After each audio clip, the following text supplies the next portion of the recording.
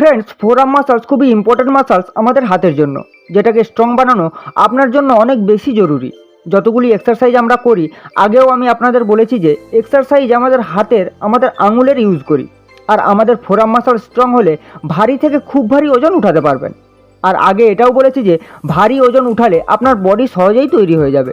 তো আজকের ভিডিওতে কথা বলবো আমাদের ফোরআর্ম মাসলসকে কীভাবে স্ট্রং বানাবো, তাও নিজের বাড়িতেই কোনো ইকুইপমেন্ট ছাড়াই আপনি আপনার ফোরআর্ম মাসলসকে খুব সহজেই মজবুত বানাতে পারবেন। তো বেশি কথা না বলে সোজা আসছি আমাদের টিপ নাম্বার 1-এ, যেটাকে আমরা বলি চেয়ার ফোরআর্ম ওয়ার্কআউট। এই এক্সারসাইজে আমাদের চেয়ারের দরকার পড়বে। চেয়ারের দুটি পায়াকে এরকমভাবে ধরতে হবে, আর ঠিক এইভাবে এক্সারসাইজটাকে পারফর্ম করতে হবে। যতটা ভারী চেয়ার আপনি তুলতে পারবেন সেই চেয়ারই ব্যবহার করবেন। এই এক্সারসাইজ করলে আপনার ফোরআর্ম মাসলস খুব তাড়াতাড়ি স্ট্রং হবে। যে মাসলস ফাইবার আছে আপনার ফোরআর্মসে, ওটা খুব সহজে ভেঙে যায়।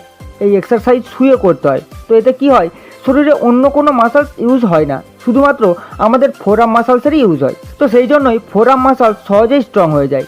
এই এক্সারসাইজ আপনাকে 4 সেট করতে হবে আর মিনিমাম 15 রেপিটেশন করতে হবে।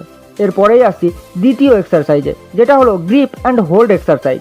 এটাতে কি করতে হবে, যদি আপনার বাড়িতে লোহার বা অন্য কোনো ভারী প্লেট থাকে, ওটাকে হাতে নিয়ে ঠিক এরকমভাবে নিয়ে দাঁড়িয়ে থাকতে হবে। তো এতে কি হয়, আপনার যে ফোরআর্ম মাসলস আছে ওতে অনেক বেশি গরম ফিল হবে, যার ফলে যে মাসলস ফাইবার আছে ওটা ব্রেক হবে আর ফোরআর্ম মাসলস খুব দ্রুত স্ট্রং হয়ে যাবে। এই এক্সারসাইজে কোনো র্যাপিটেশন হয় না, আপনি যতক্ষণ পারবেন ততক্ষণ দাঁড়িয়ে থাকতে পারেন। তবে হ্যাঁ, এটার মিনিমাম 3 সেট করতে হবে। এরপর আসছি আমাদের তৃতীয় এক্সারসাইজে, যেটাকে আমরা বলি ফোরআর্ম ডেড হ্যাং, যেটাতে আমরা ঝুলে থাকি। হাইট বাড়ানোর জন্য অনেকে ঝুলে থাকে, সেরকমই আপনাকে ঝুলে থাকতে হবে, কিন্তু আপনাকে একটা হাত অল্টারনেট করে ঝুলতে হবে।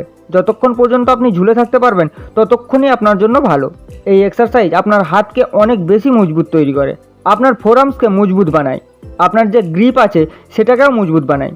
এই এক্সারসাইজ আপনি যতক্ষণ করতে পারবেন এটা আপনার উপর ডিপেন্ড করবে, তবে যতক্ষণ ঝুলে থাকতে পারবেন ততক্ষণই উপকার পাবেন। এরপর আসছে আমাদের চতুর্থ এক্সারসাইজে, এটাকে বলা হয় ক্লথ ফোরআর্ম ওয়ার্কআউট। এই ওয়ার্কআউটে কী করতে হয়, আপনি তোয়ালে বা যে কোনো কাপড় নিতে পারেন যেটা আপনার ওয়েট নিতে পারবে। তারপর সেই কাপড়কে এরকমভাবে ঝুলিয়ে আপনাকে পুল আপ করতে হবে এরকম করে। আর যদি আপনি পুল আপ না করতে পারেন তো ঝুলেও থাকতে পারেন। এটাতেও আপনি যতক্ষণ পারবেন করতে পারেন, এটা আপনার ওপর ডিপেন্ড করছে।